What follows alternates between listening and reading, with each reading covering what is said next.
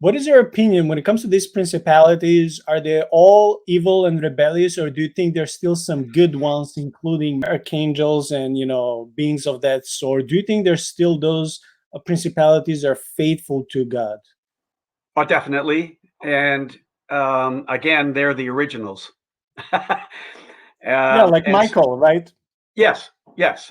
So you have archangels like Gabriel and Michael. And by the way, the third one originally was Lucifer, right? Um, so there are two archangels that we are now aware of in Father's kingdom, and um, together with those two archangels, well, back up. It would first of all seem the most um, often that we see Michael is in a a warfare type of setting, and most often when we see Gabriel, it's an information download. Um, so there's roles, which is the point there, and then there are terms that we see specifically in the King James, seraphim and cherubim. The I am on the end just means plural, so a seraph or a cherub would be the singular, and they they tend to have unique roles. Um, the seraph is a unique one for me because if you go into the Jewish tradition, they're not all that great.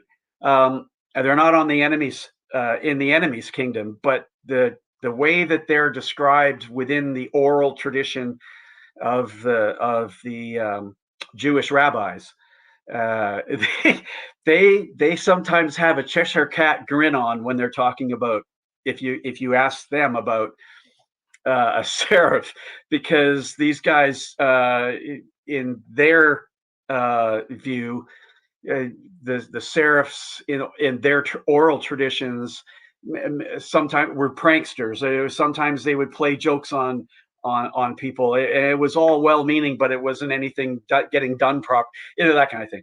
So that I'm only adding for the confusion here because there's all kinds of oral tradition within the Christian community. And we have to be able to discern. We need Father's ability to discern. And so when you're trying to study this, I would implore you to be very similar to the woman who pulled on Jesus, the hem of Jesus' garment.